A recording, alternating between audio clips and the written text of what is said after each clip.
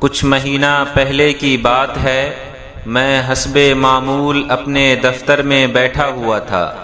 ایک عورت اپنے شوہر کے ساتھ آئی۔ جب میں نے اس کے آنے کا مقصد معلوم کیا تو وہ رونے لگی۔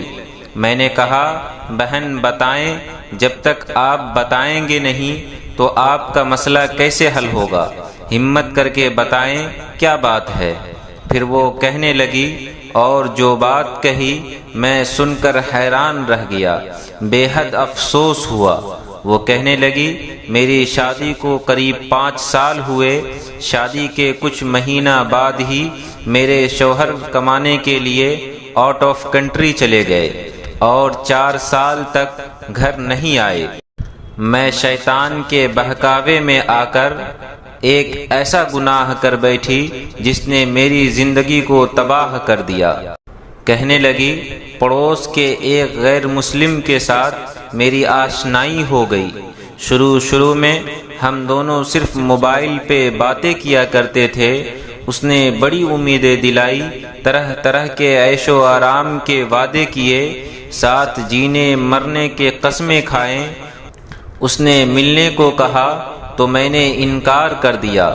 وہ کہنے لگا، آپ مجھ سے محبت ہی نہیں کرتے، میں تو آپ کے لیے جان بھی دے سکتا ہوں، کیا آپ میرے لیے اتنا بھی نہیں کر سکتی؟ میں ان کی باتوں میں آ کر ملنا جھلنا شروع کر دیا۔ بہت محبت سے ملتا تھا، ایسا معلوم ہوتا تھا کہ اس کے علاوہ میرا ہمدرد اس دنیا میں کوئی ہے ہی نہیں۔ پھر جب مجھے میرے شوہر کے آنے کی اطلاع ملی تو میں نے اس سے کہا۔ اس نے کہا کہ چلو بھاگ چلتے ہیں، وہاں ہم پیار محبت سے رہیں گے، کسی طرح کی آپ کو کوئی تکلیف نہیں دوں گا۔ ان کی باتوں میں آ کر اس کے ساتھ دہلی چلی گئی۔ 2 ماہ وہاں اس کے ساتھ رہی۔ شروع کے 10 دن تو ٹھیک ٹھاک رہا، پھر اس کے بعد میرے ساتھ مار پیٹ کرنا شروع کر دیا، گندی گندی گالی دینے لگا۔ میں حیران رہ گئی، کیا یہ وہی آدمی ہے جو مجھ سے محبت کی باتیں کرتے تھکتا نہیں تھا؟ اب مجھے اپنی غلطی کا احساس ہوا، لیکن میں کیا کر سکتی تھی؟ خاموشی سے سہتی رہی۔ اس کا ظلم دن بدن بڑھتا گیا۔ انتہا تو اس وقت ہوا کہ جب وہ اپنے دوستوں کو اپنے روم پر بلانے لگا۔ میں سوچنے لگی کہ کہاں جاؤں؟ باپ اس دنیا سے جا چکا ہے، ماں بوڑھی، خود بیمار اور بھائیوں کی محتاج ہے، بھائی اپنے زندگی میں مگن ہے، اب میں کہاں جاؤں؟ شوہر سے میں خود بے وفائی کر بیٹھی، آخر اب کس کے یہاں پناہ لوں؟ ایک دن موقع پا کر ہمت کرتے ہوئے دہلی سے بھاگ کر اپنے شوہر کے پاس آئی، اس سے خوب معافی مانگی، لیکن یہ معاف نہیں کر رہے ہیں۔ بہت منت کرنے کے بعد یہ آپ کے پاس آنے کو تیار ہو گیا۔ اللہ کے واسطے آپ ہمارے درمیان صلح کرا دیں، ورنہ میری زندگی تباہ ہو جائے گی۔ پھر میں نے اللہ کا نام لے کر شروع کیا اور بہت کوشش کیا۔ گھنٹوں سمجھانے کے بعد اللہ نے اس کے دل کو نرم کر دیا اور دونوں ساتھ رہنے کو تیار ہو گیا۔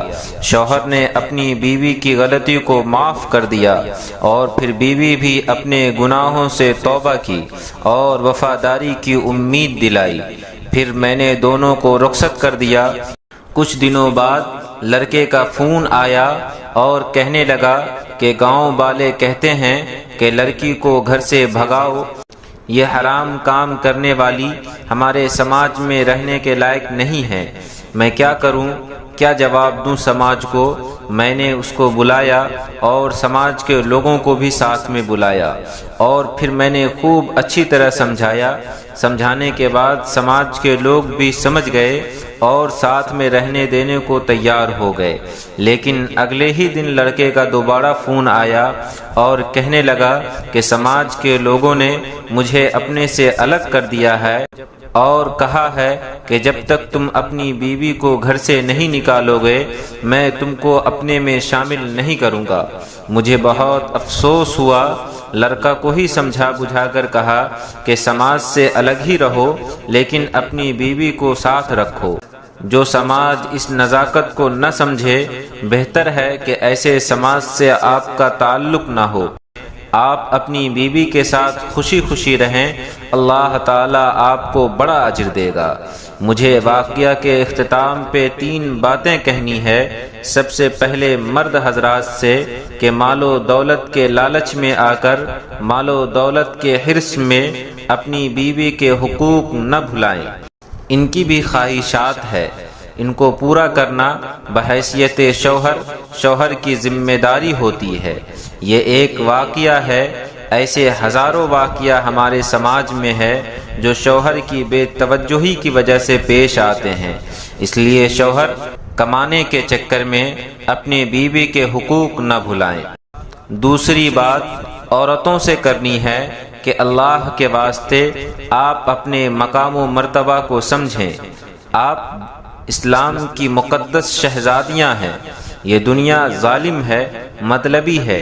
آپ سے ضرورت پوری کرنے کے لیے ہر طرح کے وعدے کریں گے، ساتھ جینے مرنے کے قسم کھائیں گے، آسمان سے چاند اور ستارے توڑ لانے کے وعدے ہوں گے، لیکن ضرورت پوری ہونے پر آپ کو پہچانیں گے بھی نہیں۔ اس لیے وقت رہتے ہی اپنے آپ کو سنبھال لیں، ورنہ افسوس کے سوا کچھ بچ نہیں جائے گا، اور دنیا بھی تباہ ہوگی، آخرت بھی تباہ ہوگا۔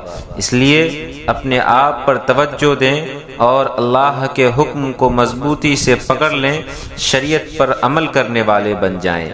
تیسری بات سماج کے ذمہ دار حضرات سے کرنی ہے۔ اگر اس طرح کے واقعہ دیکھنے اور سننے کو ملے تو ہوش مندی کا ثبوت دیں۔ اگر کوئی گناہ سے توبہ کرتا ہے تو اس کا تعاون کریں۔ گناہ کے دروازے کو بند کرنے کے لیے ہر ممکن کوشش کریں۔ ذاتی دشمنی اور ان کی مجبوریوں کا فائدہ نہ اٹھائیں، اسی میں دنیا و آخرت کی بھلائی ہے۔ اللہ تعالی تمام بہنیں اور بیٹیوں کی ایمان کی حفاظت فرمائے۔